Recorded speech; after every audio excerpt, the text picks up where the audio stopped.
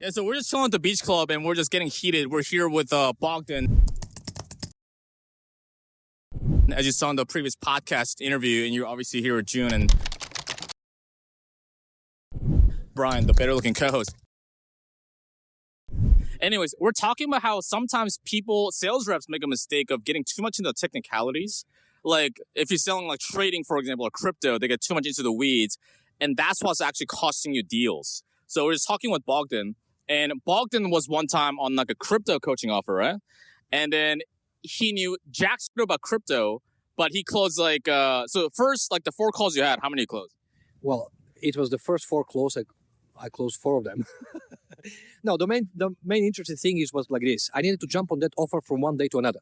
I didn't even have time to actually understand the offer, what it is. All I wanted to focus on, it is just the problems. What type of problems do we sell? People that are in crypto, the people that are not in crypto, people that want passive income, people that want to be a little bit more active.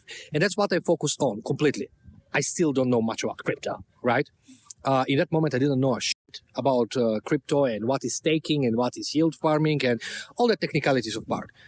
I jumped on a call, and I had the next day, I had like 4 calls booked. I closed 4 of them at the same time. And it was the team meeting straight after that, which was a funny part. And one of the guys, he was like, how did you close? You don't even know crypto. I was like, exactly, because I don't need to know about crypto to actually sell crypto. What I need to know is what type of problem people have. And are we actually solving that problem to them by offering our coaching, our services, getting it there? Until I finished with that offer, I didn't know familiarized technicalities. I mean, at the end of the day, take it like this. All you need to understand is that you are the receptionist and the expert on that offer, the coach on that offer is the doctor.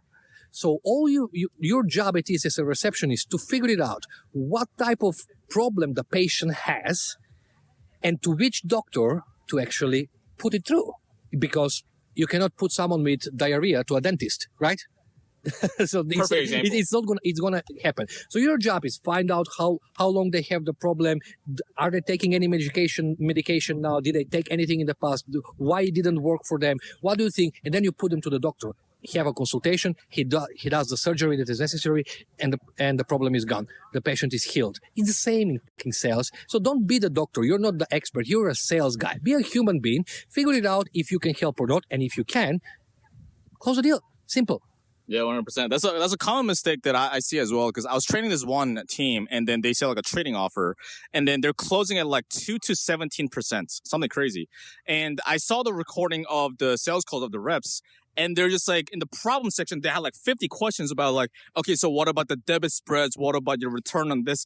And then towards the end, they're getting so much to the logic brain, then they're getting hinged with like tons of think about it objections, losing out on sales. And so, because I've been getting this question in the DMs, like, hey, if you sell something technical, you're not an expert at that thing, then how do you actually get better at that thing? Or what we would say is don't try to become an expert. You're not a trading guru. You're not a guru at whatever the thing you're selling. Just focus on what does this person want and what is a problem they have, and just focus on that. Yeah. Because I actually got like my first ever offer was an online legal law firm. I didn't know jack shit about like LLC. I'm Korean. Like how am I supposed to know what are the most technical offers? But as beginners, also for beginners or advanced people, I kind of challenge you guys to sell something that you guys are really afraid of selling also, because it's not really that different that you think it is really. So the first moment when I got in there, I was talking about technicalities because I didn't know how to sell. But as I'm understanding how to ask questions and understanding problems also, I figured out that it's just about finding problems. People don't care whether you know X, Y, Z or not. People test you one time, but as long as you just pass a test with a nice joke or smile, you're able to just put someone in buying state even though you're not expert. You know what? Well, you know, why is this beneficial? Because then you don't need 1 week, 2 weeks, 3 weeks, 3 months to be onboarded on an offer. You should be prepared well enough. If someone tells you tomorrow you sell this, you can sell it. And the only way how to do it, to understand the process, to have the skill to understand what type of problems does your offer solves, and then doesn't really matter. If you're selling windows, umbrellas, glasses, Invisalign, I don't know, AC, whatever it is, you should be able, if you're a good sales professional, you should be able to jump and sell that now.